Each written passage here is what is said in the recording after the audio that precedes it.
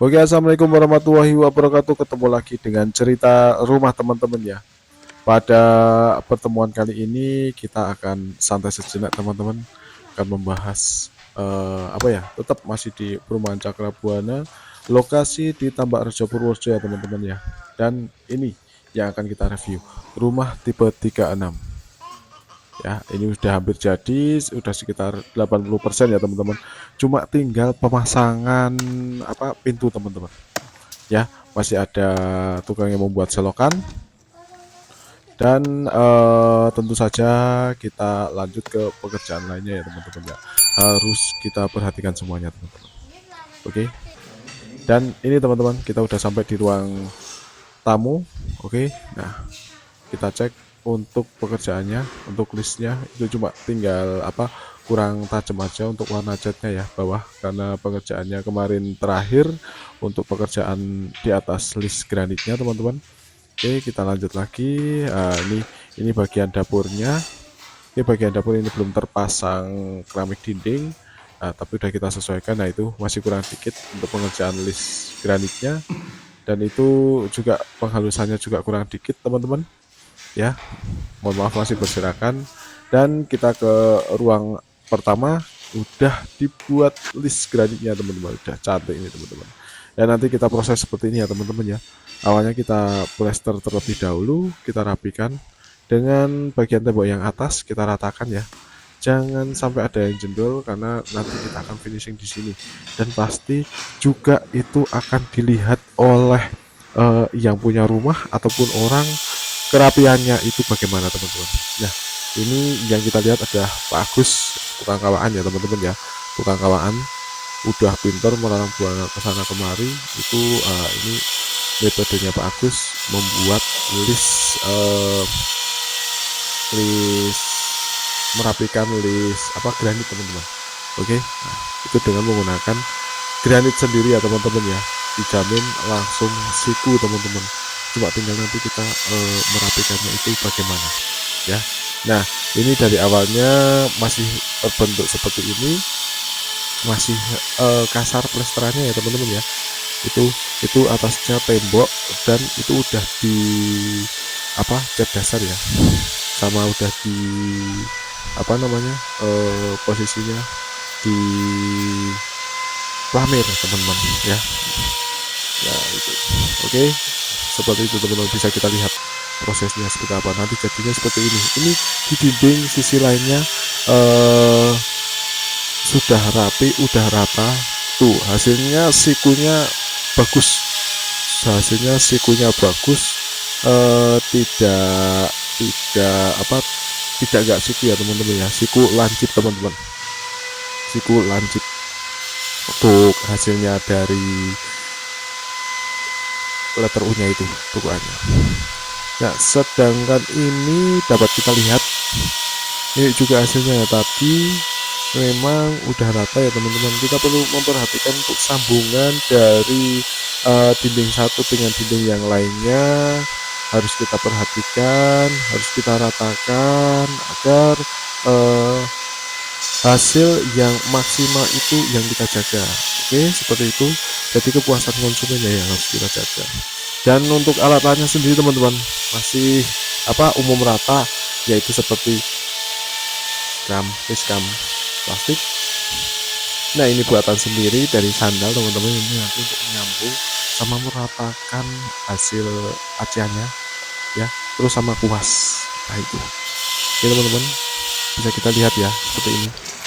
Nah, selanjutnya kita lihat prosesnya dari Pak Agus sendiri itu bagaimana.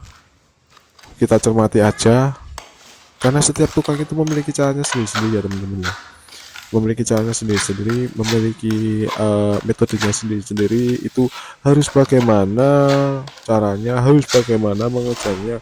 Ada yang menggunakan apa granit, ini itu granit untuk membentuk sikunya. Ada yang menggunakan dari besi, itu juga ada teman-teman. Nah, itu tergantung dari caranya itu bagaimana. Oke, untuk pengerjaan satu rumah itu biasanya sekitar 2-3 hari ya teman-teman, untuk pengerjaan satu rumahnya, keliling ya, keliling rumah dalam. Nah, kalau mungkin kalau untuk borongan sama harian kan beda, tergantung dari bagaimana menyikapinya ya teman-teman ya. Nah, bisa kita lihat prosesnya seperti ini. Ini juga menuntut keahlian dari tukangnya sendiri ya teman-teman ya. Karena apabila dari tukangnya tersebut tidak telaten, itu pasti sambungan dari tembok dengan yang baru diaji itu akan tidak rata teman-teman, kurang diperhatikan di sambungannya. Oke. Nah, bisa kita lihat nanti punyanya Pak Agus bagaimana. Nah, ini belum diratakan ya teman-teman antara sambungan tembok yang satu dengan yang lainnya, karena ini masih menunggu malam dikit, jadi agak layu dikit aduannya itu biar gak terlalu basah banget. Nah, nanti bisa digosok-gosok pakai yang tadi terbuat dari sandal. Oke teman-teman, bisa kita lihat prosesnya langsung aja seperti ini teman-teman.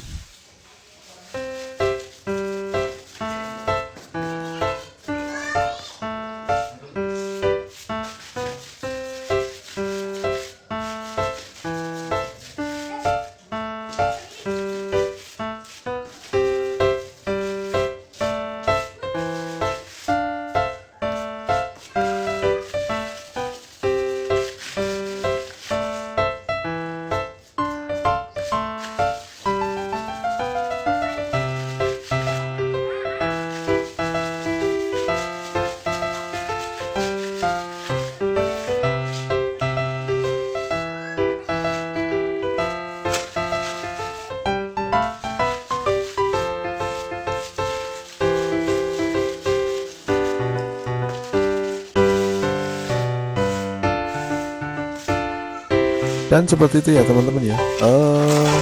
Kelihatan Pak Agus menggosok-gosok sambungan antara dinding yang sudah jadi dengan acian yang baru. Nah, itu disitu kita meratakan sambungannya dan seperti apa. Nah, itu udah kelihatan tuh tidak terjadi perbedaan yang signifikan antara tinggi tembok yang sudah jadi dengan acian yang baru teman-teman. Itu feel ya, feel dari tukangnya tersebut meratakannya bagaimana. Nah, tuh kenapa kita pakainya irengan semen tok, karena itu kan posisinya di bawah teman-teman, dan itu riskan sekali apabila terjadi benturan-benturan antara dengan sofa atau enggak dengan kursi saat kita memindah atau apa. Makanya kita buat irengan ya untuk pengajiannya bagian bawah dari lilis tersebut. Apalagi dari sikuan list itu kan ketika kita membuatnya pakai mil dicampur dengan mil, nanti pasti proses antar kita membuat sekonengannya itu akan kesusahan teman-teman. Karena apabila kebanyakan mil atau kita menggunakan mil, proses untuk membuat sekonengan yang benar-benar siku seperti itu akan memerlukan waktu yang lebih lama, karena hasilnya pasti nggak bakalan maksimal untuk sikunya teman-teman ya. Oke, bisa kita lihat lagi untuk prosesnya ya.